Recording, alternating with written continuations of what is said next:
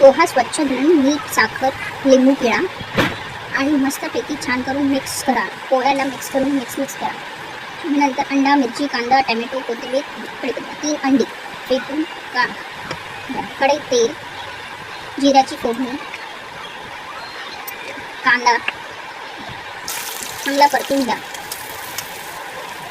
कढीपत्ता, टॅमॅटो, मिरची याला पण चांगला परतून घ्या.